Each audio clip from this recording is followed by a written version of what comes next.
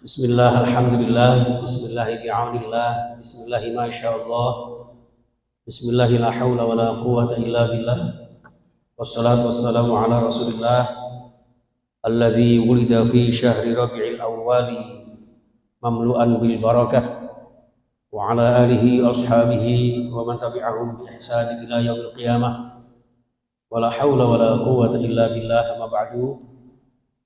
Para alim, para ulama, sepuh bini sepuh yang saya muliakan, segenap pimpinan yang ada di kantor pajak yang dimuliakan Allah, yang kita hormati, kita muliakan, Takmir Masjid Salahuddin, segenap panitia Maulidur Rasul, dan juga seluruh jamaah hadirin yang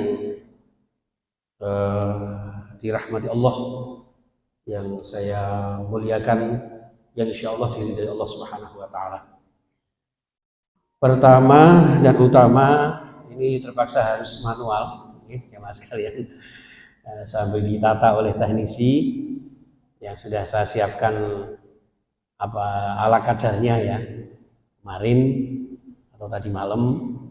Tapi alhamdulillah mungkin harus manual saja.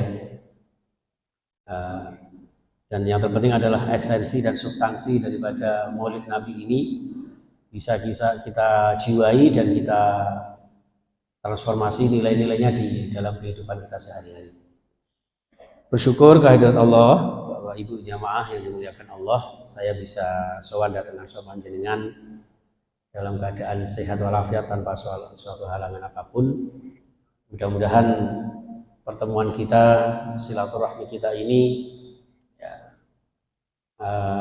dirahmati Allah Subhanahu wa Ta'ala, diridhai Allah Subhanahu wa Ta'ala, terutama dalam rangka mensyukuri nikmat Allah.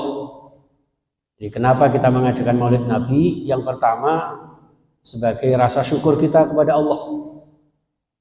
Kenapa harus bersyukur? Karena begitu nikmat yang luar biasa, terutama diturunkannya, dilahirkannya dan diutusnya Rasulullah Muhammad sallallahu alaihi wasallam. Allah sallallahu Muhammad. Ya. Karena Rasulullah ini tidak sembarangan. Dalam satu syair disebutkan Muhammadun basyarun lakal basyari. Muhammad itu manusia tapi tidak seperti manusia biasa. Maka di Al-Qur'an diabadikan oleh Allah, laqad ja'akum rasulun min anfusikum azizun alaihi ma'anittum harisun alaikum bil mu'minina raufur rahim. Telah datang seorang rasul di tengah-tengah kita yang sangat mulia, yang begitu sayang kepada umatnya, sampai di dalam riwayat disebutkan ketika beliau mau nazak sakaratul maut, badai wafat itu, yang disebut bukan keluarganya, yang dihitung bukan harta bendanya, yang dieman-eman bukan kehidupan kemewahan dunianya. Yang diingat-ingat beliau adalah pertama umat kita semuanya, ummati. Yang kedua tentang amanah kita terhadap istri dan keluarga kita, an-nisa. Dan yang ketiga as-shalah, ya, tentang sholat. Ini jamaah sekalian rahimakumullah, sehingga patut kita bersyukur dengan mengadakan acara-acara seperti ini. Adapun masalah-masalah terkait dengan khilafiyah, ada yang mau mengadakan atau tidak, karena memang Rasulullah tidak pernah mengadakan dan tidak pernah memerintahkan. Tapi juga tidak ada salahnya kalau kula jenengan kemudian mengadakan dengan syarat satu sebagai rasa syukur. Kalau boleh dikiaskan dengan anak-anak kita, ya Pak ya, kita kan pernah ya Pak ya mengadakan hari ulang tahunnya anak-anak kita ya. Lah Maulid Nabi itu ya ulang tahunnya Kanjeng Nabi. Ya, ulang tahunnya Kanjeng Nabi, apa salah? Ya tidak, insya Allah. Sebatas kita mensyukuri nikmat Allah atas lahirnya Rasulullah. Itu sama dengan kita mensyukuri anak-anak kita lahir tahun kesekian. Kadang-kadang malah dibacakan syair istimewa itu kan, panjang umurnya, ya kan? Padahal belum tentu panjang umur 17, 18, ya, ikut-ikut ke kanjuruan, meninggal duluan. Ya. Karena usia itu apa itu? Wafat itu, ajal itu tidak mengenal usia. Ya. Walaupun dinyanyikan panjang umur setiap tahun. Panjang umur, hidupnya makmur, nyatanya nasibnya ajur. Ya. Itu teman-teman. Jadi ngapunten, kita mengadakan Maulid Nabi ini bersyukur kalau boleh dianalogikan dengan itu. Nah, kalau lagunya ya tentu Rasulullah jangan seperti anak-anak kita, Pak. Masa Rasulullah happy birthday to you. Ya enggak. Rasulullah ya itu tadi dibacakan sholawat. Mahalul qiyam itu diidentikan dengan menyambut kedatangan Rasul. Asyraqal badru alaina. Itu. Ojo diwacana Joko Tingkir. Ya. Joko Tingkir ngombe dawet, ojo dipikir garai momen.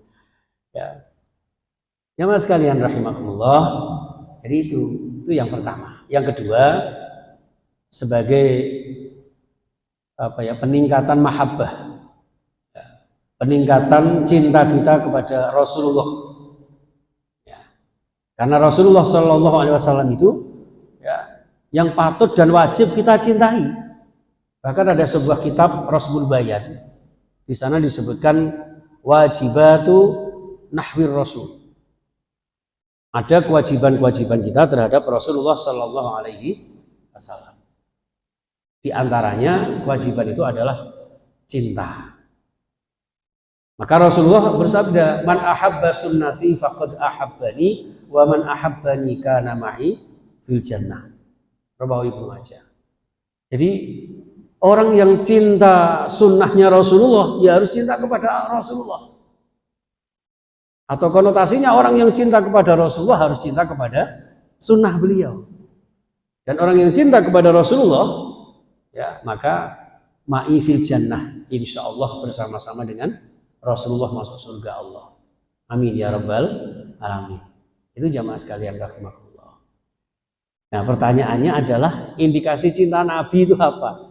Hakikat cinta Nabi itu yang seperti apa? Jangan hanya bicara tentang cinta kalau tidak ada buktinya. Wah, aku ya pernah kok Pak ngomong cinta karo Luna Maya, ngono ya tahu aku. Ngomong karo Nikita Mirzani I love you, tapi dia gak tahu krungu blas, Pak. Aku ya sering delok Sofia Lajuba bareng. Kadang-kadang sak meter setengah, 2 meter. Aku delok dia gak roh aku. Sebabnya apa? Delok nang TV. Ya. Ini jemaah sekalian. Jadi makanya ketika kita memperingati Maulid Nabi harus benar-benar menjadi sebuah perubahan signifikan untuk menjadi sumber kecintaan kita kepada beliau. Kalau tidak, hati-hati Bapak Ibu, bisa terjerembab kepada bid'ah, walaupun para ulama juga mengklasifikasi bid'ah itu ada bid'ah hasanah, termasuk Maulid Nabi ini. Ya. Tapi yang paling hebat adalah ketika dengan Maulid Nabi ini, kula jenengan semakin kuat, semakin semangat di dalam memegang sunnah Muhammad. Itu yang diharapkan. Maka itulah orang yang cinta kepada Rasulullah Shallallahu Alaihi Wasallam. Ya, jangan sampai kita ingin jadi umatnya, ternyata Rasulullah nggak kenal kita. Kita ingin bersama dengan beliau, ternyata beliau nggak kenal kita. Kenapa? Karena cinta kita dipertanyakan. Kenapa dipertanyakan? Karena di dalam cinta itu tidak ada tanda-tandanya. Nah, hakikat cinta Nabi itu, Bapak Ibu yang saya muliakan, yang pertama adalah i'tirafu siratihi, mengetahui kisah-kisah dan sejarah hidup beliau. Nah, sejauh ini monggo kula jenengan grayai sudah seberapa banyak kisah Rasulullah yang kita ketahui. Sudah seberapa banyak silsilah keluarga beliau yang kula jenengan sudah hafalkan. Jangan-jangan kita atau anak-anak kita lebih hafal kisahnya Farel yang sedang viral daripada kisahnya Rasulullah. Hanya gara-gara nyanyi bandingke. Itu Pak, hati-hati. Ya, maka substansi Maulid Nabi, mencintai Nabi, indikasinya adalah yang pertama tahu sejarah beliau. Kadang-kadang anak-anak kita ditanya bapaknya Nabi Muhammad siapa, kadang enggak tahu, Pak. Ya. Tapi orang tuanya Lesti, ya. Siapa tuh Lesti siapa tuh, Mas? Nah, Lesti Kejora ya.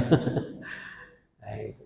Makanya orang yang cinta Nabi itu juga termasuk yang kedua, mengidolakannya. Sebelum anak-anak kita mengidolakan kepada orang-orang yang belum jelas jeluntrungnya, ya, sebaiknya seharusnya mengidolakan Rasulullah. Buktinya kan banyak, Pak, gitu. Jangan yang setiap hari apa nonton Indosiar, ya, salah satu hostnya Rizky Bilar, ternyata ambyar, ya, gara-gara apa? KDRT. Itu baru KDRT loh, Pak. Belum KDRW, KD kelurahan, KD kecamatan.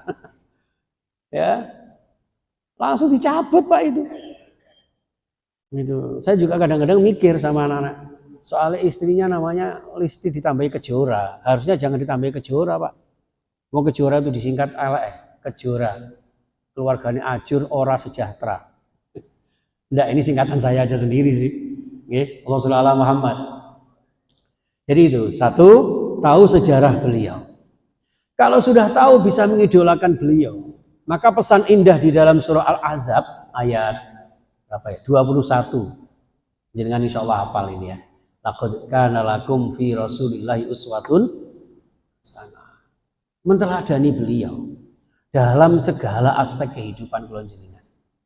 Baik dalam konteks pribadi, dalam konteks rumah tangga, apalagi di dalam lingkungan kita bermasyarakat, berbangsa, semua ada di dalam diri Rasulullah. Dalam konteks keluarga itu Rasulullah sampai ngendikan begini, khairukum li ahlihi wa ana khairukum li ahli. Rawahu Ibnu Majah. Jadi khairukum, sebaik-baik kalian adalah orang yang berbuat baik kepada keluarganya. Dan itu dibuktikan oleh Rasulullah, wa ana khairukum li ahli. Saya terbaik di antara kalian di dalam berbuat baik kepada keluarga saya. Kanjeng Nabi itu, Bapak Ibu, tidak pernah yang namanya berkata kasar, apalagi sampai ono piring terbang, ya ulek-ulek pecah barang itu tidak ada. Kula jenengan kalau marah titik ngoten kan lagi masakane kasinen ngono kan wis ngomong, "Mbak, Dik sampean masaki kok campuri keringetmu apa piye?" Padahal ibu sudah soro-soro masak untuk kita. Ya, Kanjeng Nabi enggak. Suatu ketika Rasulullah datang kemalaman itu loh, binteni sampai subuh, sampai sak bangunnya istri beliau. Coba kalau kula jenengan. Wedok ngorak-ngorok, penggane nek bingkar ndodok melak-melok. Nggih. Kanjeng Nabi mboten. Itu yang harus kita teladani. Belum lagi terkait dengan masalah-masalah ubudiyah dan muamalah. Ya. Masya Allah Rasulullah itu. Maka disebutkan di dalam surah Ali Imran ayat 31, "Qul in kuntum tuhibbunallah fattabi'uni." Katakan Muhammad, in kuntum tuhibbunallah. Kalau kita merasa mengaku cinta Allah, fattabi'uni. Indikasi utama adalah ittiba Rasulullah, Bapak Ibu. Ya. Kalau kalian jenengan belum ittiba Rasulullah, ya cinta kita kepada Allah dipertanyakan. Walaupun kalian jenengan sering nyanyi, cintai aku karena Allah, sayangi aku karena Allah, kan gitu, ya kan? Tapi cinta kita dipertanyakan, kenapa? Karena belum bisa mengikuti Rasulullah Shallallahu Alaihi Wasallam. Itu. Ini yang terkait dengan ittiba itu, ada ittiba masalah salimul akidah. Ya, sudahkah selama ini akidah-akidah kita sudah terselamatkan, sudah termurnikan dari benalu-benalu akidah? Ya, katanya masih ada rajin jamaah, rajin sholat, ternyata rajin juga ke dukun misalnya. Masih minta kepada kuburannya Mbah Sangkil. Mbah Sangkil aku judo 5 tahun. Jaluk judo. Ini jenengan kalau mirsani di makam Bungkul, saya juga sering ziarah ke sana. Ya, apalagi nanti kalau mendekati 2024, usumnya apa Pak? Calonan itu ya. Di sana banyak foto Pak. Saya tanya sama penjaganya, ini apa? ini ada yang minta jodoh. Jadi jenengan kalau misalnya seneng sama Mbok Rondo Kempling, namanya Nikita Mirzani umpama, foto ini sampai kayak kono, jarene engko iso katut. Ya, sampai segitunya. Nah itu kan yang membahayakan keimanan kita. Maka ittiba Rasulullah Sallallahu Alaihi Wasallam, bisa ya, harus harus dibuktikan ya dengan adanya mengikuti apa yang menjadi syariat-syariat beliau. Ya. Sudah bisa Pak? Coba, alhamdulillah ya. Mana? Ya. Oke, sini. Untuk yang kedua, yang ketiga, jamaah sekalian sering menyebutnya. Man ahabba syai'an fa aksara dzikrahu. Oh, ini bentar ya. Sekedar tambahan perkenalan aja. Ini amanah yang diberikan Allah kepada saya. Mudah-mudahan Allah meridhoinya dan diberikan kekuatan lahir batin, jiwa raga untuk belajar bersama dengan panjenengan semuanya. Ini rumah saya di sini Bapak. Yang jenengan sudah pernah pergi ke sana. Ini Irak, iringan jarak. Duku Kupang Lore Islamic Center. Lalu ngaji kula modele nggih ngeten. Ngapunten biasanya malah kalau niku masih teng Polda, masih teng Kodam nggih. Apa meneh marinir barang sing lain dijak guyon. Teng mriki rada sungkan aku karo Cak Narto. WA-ne tulisane Cak Narto, tak pikir cek enom kadung tak celuk emas. Ngapunten Pak nggih. Tanpa mengurangi rasa hormat. Nggih, masih muda ya. Insyaallah masih muda, 25 tahun. Oke, langsung aja, insyaallah. Ini yang sudah saya sampaikan dari hakikat cinta Nabi di sini, jamaah sekalian. Man ahabbani, ini saya cuplik aja. Tadi sebetulnya lengkapnya hadis man ahabba sunnati faqad ahabbani wa man ahabbani kana ma'i fil jannah. Oke, langsung saja. Ini mengetahui sejarahnya sebelum lahir itu yang sudah sering kita kenal dengan zaman jahiliyah. Lalu perjalanan hidup beliau menjadi pembawa risalah yang memberantas jahiliyah, baik jahiliyah fil akidah, fil ibadah maupun fil muamalah. Maka diturunkannya Rasulullah, tujuan utamanya adalah wa ma Muhammadun illa rasul qad khalat min qablihi rusul. Telah terjadi kevakuman rasul-rasul sebelum Muhammad karena ada yang dibunuh, ada yang dibuli, ada yang diusir dan sebagainya, sehingga munculnya Rasulullah ini menjadi musaddiqal lima baina yadayhim, menjadi penyempurna. Harusnya ini yang kedua Bapak, mengingatnya man ahabba syai'an fa aksara dzikrahu, dengan banyak membaca shalawat. Innallaha wa malaikatahu yusholluna 'alan nabi ya ayyuhalladzina amanu shollu 'alaihi wa sallimu taslima. Yang ketiga mencontohnya, menteladaninya, mengidolakannya, ngefan kepadanya. Ya, ini anak-anak kita harus tahu seperti ini. Seperti surah Al-Ahzab ayat 21. Saya singkat aja. Di dalam mencontoh ini di akhir surah Al-Kahfi ya, terkait dengan akidah ya, yang sering jenengan baca setiap Jumat. Qul innama ana basyarum mislukum yuha ilayya annama ilahukum ilahu wahid. Katakan Muhammad, innama ana basyarum mislukum. Saya ini manusia biasa seperti antum. Bahkan sampai beliau mensyarahi, mentafsirkan ayat ini dengan kalimat beliau, la tusayyiduni, jangan kalian mensayyidkan saya. Itu saking tawaduknya Rasulullah. Kalau jenengan mengucapkan Sayyidina Muhammad, ya monggo sebagai ta'zim, sebagai cara memuliakan jenengan kepada beliau. Ya, kemudian kita contoh ibadah beliau. Al-ihsan an ta'budallah ka'annaka tarahu fa illam takun tarahu fa innahu yarak. Ya, ibadah ihsan itu ya ibadah yang seakan-akan menyaksikan Allah atau disaksikan Allah. Nah, potongannya kalau jenengan ngeten ibadah menyaksikan Allah rada sulit kata ya Pak. Wong lagi takbiratul ihram niku wis bae Allahu Akbar, BBM munda. Nggih, blonjone ibu arek-arek yang jaluk munda. Ngono ku kadang mikir. Sehingga kadang-kadang sampai tahiyat tuh hanya berapa persen yang kula jenengan ingat kepada Allah. Maka ada alternatif kedua, kalau kita tidak bisa menyaksikan Allah, ya sudahlah, yakin bahwa ibadah kita disaksikan Allah. Rawuh panjenengan di masjid disaksikan Allah.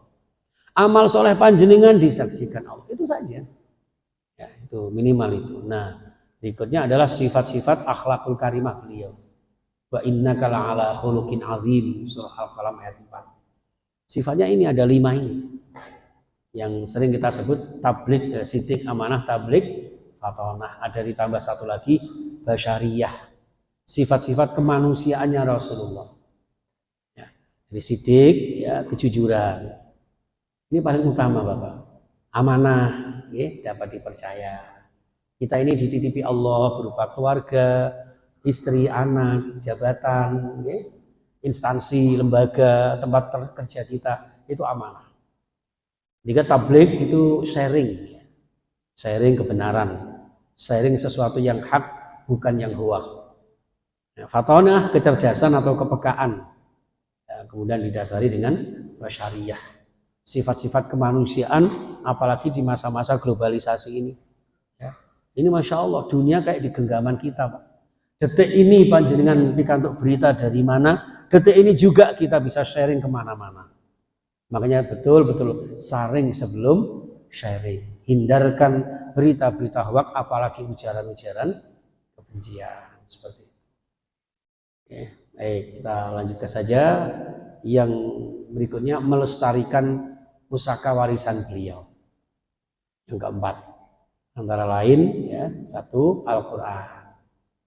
Okay. Kalau kita cinta Rasulullah, ya pusakanya kita pegang teguh. Ya. Dan ini saya kira siapapun orang yang cinta kepada sesama manusia, itu saja kan indikasi seperti ini harus ada, Pak. Gitu. Orang tuh kalau cinta seseorang, ya maaf, itu kan sering mengingatnya, ya, sering mengingatnya.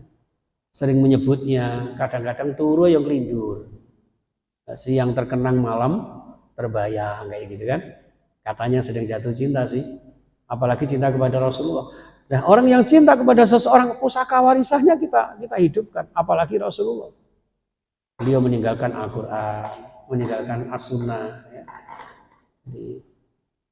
Taraktu fikum amrayni ma in tamassaktum bihima lan tadillu abada. Ala wahyi Al-Quran, kitabullah wa sunnati Rasul. Allah dan Rasulullah, ya, memberikan pusaka warisan kepada kita yang ketika kita pegang teguh tidak akan sesat selama-lamanya. Nah, ini yang berikutnya ulama yang berpegang patokan kepada Al-Quran dan Sunnah. Al-ulama warasatul anbiya. Itu yang terakhir. Orang yang suka kepada seseorang itu biasanya menyukai yang disukainya. Saya ini orang Jawa Tengah. Buju saya, istri saya, Mbok si Gembul ini orang Blitar, Pak. Orang Jawa Tengah kan sengaja masakan manis-manis. Saya penyesuaian diri menyukai apa yang disukai istri saya itu Masya Allah berat. Tapi karena demi cintaku padanya, jadi kadang mulai. Ya. Ini si Gembul ini yang selalu disuruh ngawal saya, Pak. Ini biasanya. Kan oleh melo abahmu. Apa? Wedi abahe kecantol kawat. Ya. Maklum. Ini juga alhamdulillah mohon doanya mudah-mudahan istiqomah selalu duet dakwah dengan saya. Ini biasanya di kampung-kampung, Pak. Kalau di kantor belum cocok. Atau kadang mbaknya yang alhamdulillah pernah audisi di Dai Indosiar, kemudian melatih ini, alhamdulillah dapat juara 1 se-Jawa Timur. Mulai SMP, sekarang sudah SMK 2, baru kemarin juga mewakili SMK-nya, alhamdulillah menjuarai lomba dakwah. Itu yang saya ajak untuk duet dakwah biasanya. Jadi kalau nggak lewat seperti ini, ya kadang ya ngaji humor-humor santai-santai sama jamaah, Bapak Ibu. Gitu. Ya ini. Biasanya waktunya agak panjang, Pak. Kalau hanya dibatasi maksimal jam 1, apalagi sudah ditungguin perbadokan itu. Ya, namanya juga mulutan ya, Pak ya. Ya, namanya juga mulutan itu kan permulutan itu. Makanya nggak usah lama-lama. Ya, nanti saya jam 2 juga ada agenda lain di daerah Surabaya Barat. Sehingga nanti mohon dengan hormat tidak mengurangi rasa hormat panjenengan. Saya habis ini langsung cabut ke tempat lain. Jadi itu Bapak Ibu, menyukai apa yang disukainya. Walaupun panjenengan misalnya dapat orang Banjar, biasanya nggak suka soto Banjar, ya harus suka, kan gitu, gitu. Apalagi nih sama Rasulullah, bohong kita mengaku cinta Rasulullah, apa yang disukai yang disukai beliau kita tidak suka. Nah, cuman yang disukai Rasulullah beda. Satu, ini, fakir miskin, ini, kepedulian kita. Kemudian anak yatim. Kemudian apa? Masjid, majelis taklim, lembaga-lembaga sosial, lembaga pendidikan Islam, pesantren. Pak siapa tadi? Saya belum sempat kenalan. Tiga-tiganya di Amanatul Ummah. Luar biasa. Saya kebetulan mohon doanya mudah-mudahan sampai selesai ambil S3 di sana atas perintahnya Yai Asep. Kan S2 saya di Al-Khazini, Yai sama nerusno ae. ya wis nerusno. Walaupun sampai sekarang belum bayar. Wes kok bayarnya gampang kapan-kapan. Masya Allah. Nah, itu aja. Oke, biasa banyak-banyak. Monggo, mungkin bisa disambung dengan sharing-sharing pertanyaan, ya Pak ya. Karena menurut informasi ada hal yang ditanyakan, monggo silakan.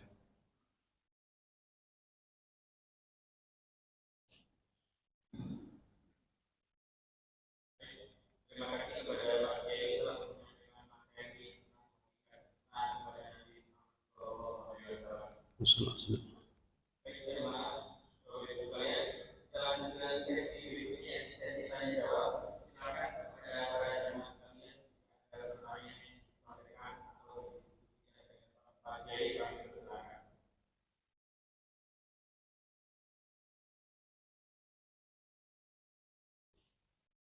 Monggo Pak, silakan sambil perkenalan sebutkan namanya. Ini sifatnya hanya kekeluargaan Pak. Nyambung seduluran mawon. Insya Allah jenengan sudah tahu ini materi-materi Maulid Nabi itu sudah tahu karena menjadi rutinitas setiap tahun. Ya, cuman kita berharap jangan sampai setiap peringatan yang kita adakan itu hanya formalitas semata, hanya rutinitas belaka. Harus ada hasilnya. Nanti mungkin bisa jadi oleh-oleh untuk putra-putri kita di rumah. Oke. Ya napa caranya mengidolakan Rasulullah seperti itu. Monggo silakan Pak.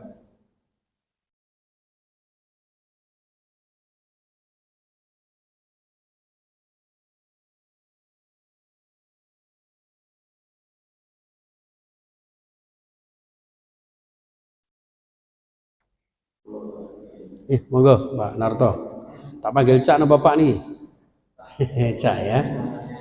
Meneng-meneng ki mantan wali kota ya. Monggo.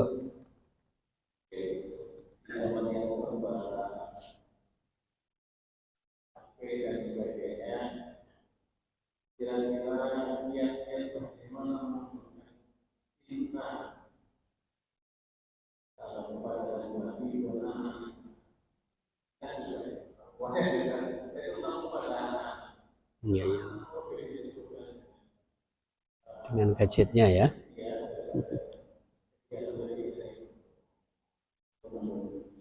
Matur nuwun yang pertama ya.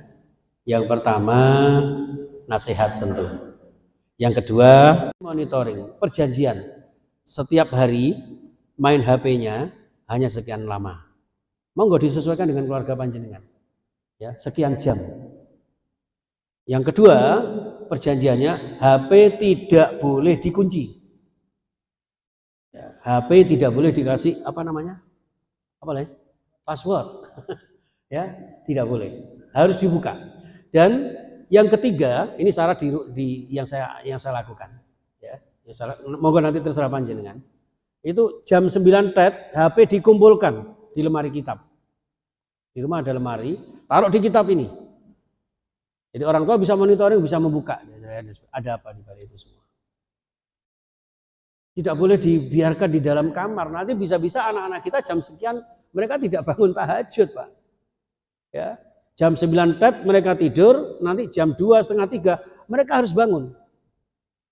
Ya. Jam berapapun kita pulang, pernah ya ceramah dari luar kota, dari Madura waktu itu. Pas sampai di rumah setengah 3, tahajud ya tahajud. Cuman mungkin frekuensinya Ya, yang biasanya 8 rakaat, mungkin ya sekedar 4 rakaat lah.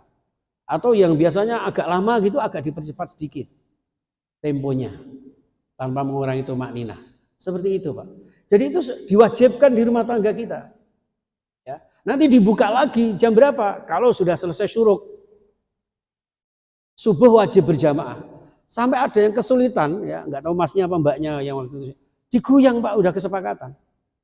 Itu bukan kekerasan itu. Itu ketegasan. Yang penting tidak melukai.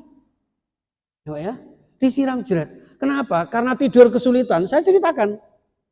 Sampai turunnya kok angel, itu berarti ono setan nih. Setan itu api, maka dilawan dengan air. Sedang wudu. Saya bangunkan anak, kalau nggak sampai duduk bangun berdiri, saya nggak mau. Harus sampai berdiri. Oh ya, itu cara saya. Nah, nanti terus jamaah subuh, kemudian ngaji, maksurat, ya, baca maksurat, lalu sholat syuruk 2 rakaat. Setelah itu monggo silakan buka HP, mau WA apa dan sebagainya, ada tugas sekolah atau apa, ya, nanti jam 6:30 siap-siap untuk berangkat sekolah. Ambil sarapan, ya bantu-bantu ibunya, ya kadang ya nyapu ikut masak. Ini pinter masak ini, Pak. Malah aku sih nggak iso makan awake lemu kayak gini. Nentang ibras tapi ya lumayan kerjekeni. Gitu, Pak. Oke, jadi monitoring itu. Yang ketiga yaitu ada keteladanan. Ya, Pak ya, ada keteladanan. Jadi kalau perlu ada keterbukaan, kita buka HP seperti ini, jangan sampai kita menyuruh anak kita membatasi HP anak kita, ternyata anak kita mengonangi, apa mengonangi? Ya, ternyata tahu loh, ya mamaku kok TikTokan. Nah, ini susah nanti. Ya, pas gini loh. Apalagi kalau sudah dengar anak-anaknya, anak sekarang kan pinter-pinter, Pak. Pernah ini mendengarkan ibunya nyanyi. Dengarkanlah di sepanjang malam aku berdoa. Umi korban TikTok, tahu ah. Ya, itu. Apalagi kalau sudah bilang besti, ya, kayak gitu, itu sudah itu indikasi TikToker. Ya, jadi gitu, Pak. Ya. Nah, bagaimana sikap positifnya? Kan tidak harus dibatasi begitu. Nah, maka dianjurkan gunakan Android ini untuk menyebarluaskan dakwah. Begitu mudah, begitu barokah. Misalnya di sini ada link YouTube, kan gampang, Pak. Karena share, saksikan. Berapa orang? Man dalla ala khairin falahu ajrun misla fa'ilih. Orang yang menunjukkan kebaikan akan mendapatkan pahala sebanyak orang yang mengamalkan. Seperti itu, Pak. Jadi digunakan untuk dakwah. Itu sangat mudah, Pak, sekarang. Hampir setiap hari kita nge-share kajian-kajian itu. Jadi panjenengan nggak perlu datang-datang soro-soro ke rumahnya kiainya cukup nge-share. Ya seperti itu, Pak. Itu yang segi positif. Di samping juga berdoa terus agar anak-anak kita lunak ya, Pak ya. Karena sekarang nggak mudah loh. Apalagi anak kita yang sudah terkadung itu ya. Terlanjur gamer ya, apa lah? Gamer ya. Waduh itu bahaya itu, angel. Doakan. Jangan dimarahin, apalagi dikerasin, tapi perlu ditegasin sambil didoain. Fatihain ya. Ila ruhi jasadi, anak saya bernama Paimin. Ya. Ya Allah, lembutkan hatinya. Al-Fatihah. Seperti itu. Jangan malah disetan-setankan, Pak. Dasar anak setan. Berarti bapaknya demit. Gitu. Gitu ya, Pak. Nantangnya, Masya Allah. Oke. Monggo ada lagi? Ini pertanyaannya apa ya? Jadi mirip-mirip kayak khazanah rumah tangga ya. Jenengan kalau mau mirsani suara saya atau lihat di YouTube-nya di Suara Muslim TV setiap Senin. Dulu biasanya Solusi Ustadz setiap hari Rabu, sekarang dipindah di Senin jam 7 sampai setengah 9 dalam khazanah rumah tangga. Nggih. Sampun?